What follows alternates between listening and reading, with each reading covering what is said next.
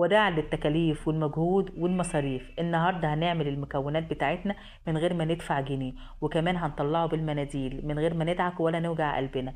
مكوناتنا سهله وبسيطه جدا، موجوده في كل بيت. هتطلع معاكي الصدى والدهون اللي على البوتاجاز بالمناديل زي ما انت شايفه طبعا قدامك بالفيديو. انا اهو بوريهولك اللي انا غسلت البوتاجاز بتاعي بالمناديل، ما دعكتش ولا عملت مجهود ولا اي حاجه خالص.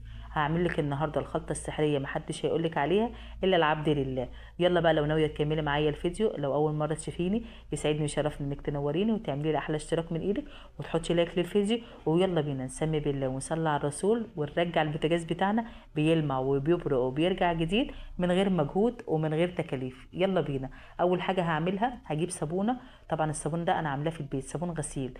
لو انت ما عندكيش مش عاملاه في البيت، هتشتري صابونه من عند السوبر ماركت. لو عايزه صابونه غسيل هتجيبيها وهتبشريها بالمبشره زي ما انا عملت. طبعا اهم حاجه تعمليها بالمبشره عشان تعمل معاكي بسرعه. لو انت قطعتيها بالسكينه هتاخد وقت عبال ما تفك. انا هنا عملتها بالمبشره عشان تفك معايا بسرعه كده، مجرد ما احط عليها كوبايه ميه خلاص. لو انت ما عندكيش الصابون دوت في البيت، طبعا اتفرجي على الفيديو، انا عاملاه بالبواق الزيت. البواق الزيت بعملها وبعملها للمنظفات ديت، وبستعمل الصابون ده بيفيدني كتير. بعمله كمان للهدوم للمواعين، وبعمله لاي حاجه بنظف بيها. الفيديو بتاع الصابون يا جماعه روعه. خشي على القناه بتاعتي وتابعي الفيديو بتاع الصابون، انا عامله كذا فيديو هيعجبك. لو انت ما عندكيش الصابونه اشتري صابونه من بره. هقلب كده لغايه ما الصابون بتاعي يدوب خالص يبقى بالشكل ده. لازم الخطوه دي انك تنعمي الصابونه خالص وما تكونش مكلكعه معاكي، عشان الصابونه بتاعتنا هنا فيها صودا كاويه فهي اللي هتظبط الدنيا. وهنا جبت معلقه ملح بتاع الاكل، الملح اللي احنا بنستعمله، وجبت معلقه صودا كاويه. الصودا الكاويه دي بتتباع عند العطار، طبعا موجوده في كل بيت، في كل البيوت دلوقتي، لان احنا بنستعملها دلوقتي في التنظيف وفي في حاجات كتير. وكمان هنا نص معلقه كربونات، الكربونات اللي احنا بنعمل بيه الكيكه وبنعمل بيه الطعميه، طبعا ده برده موجود في كل البيت. يبقى انا النهارده ما دفعتكيش جنيه، حاجتنا وكل طلباتنا اللي احنا عملناها موجوده في البيوت.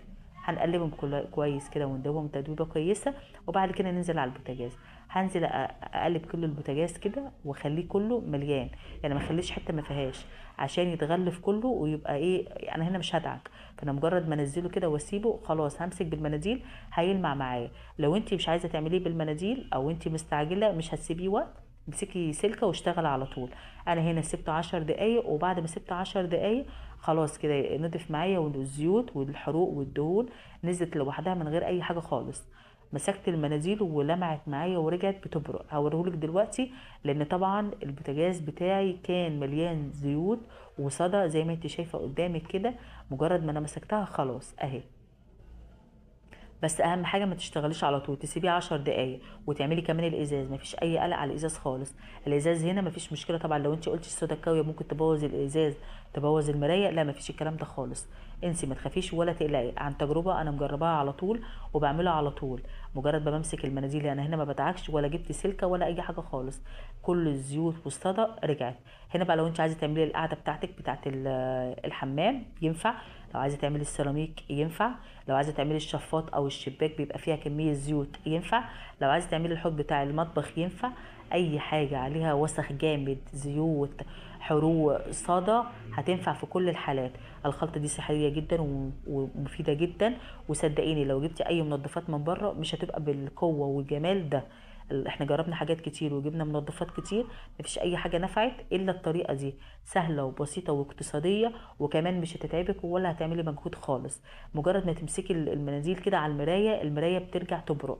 بس بعد ما تعمليها كده وتخلصي وتشيلي كل دوت، تجيبي خلقه مبلوله ميه وتعصريها، وبعد كده تروحي مسحه مسحه تانية. يعني انا هنا بصي هشيل كل الصدى ده بالمناديل كده، وبعد ما امسح كل دوت وكل الصدى دوت والاقيه خلاص كده انا شلته وتخلصت منه وخلاص لقيته يعتبر دعكته. بس انا ما دعكتوش، انا مجرد ما مسكت بالمناديل جبت خلقه مبلوله وشلت كل دوت ونضفت كويس، والحماله غسلتها تحت الحنفيه وخلاص. راجع معايا قشطه زي ما انت شايفه كده، بيلمع وبيبرق بحاجات موجوده في كل البيوت. وهنا بقى عندي العيون ديت انا هعمل لها فيديو تاني، مكونات تانية وحاجات تانية، وان شاء الله تابع معايا الفيديو اللي جاي. ان شاء الله هتستفادي منه كتير، وهقول لك على الطريقه اللي تخلي العيون البوتاجاز بتاعتك ترجع جدا. يا رب يكون الفيديو عجبك واستفدتي منه. باي باي.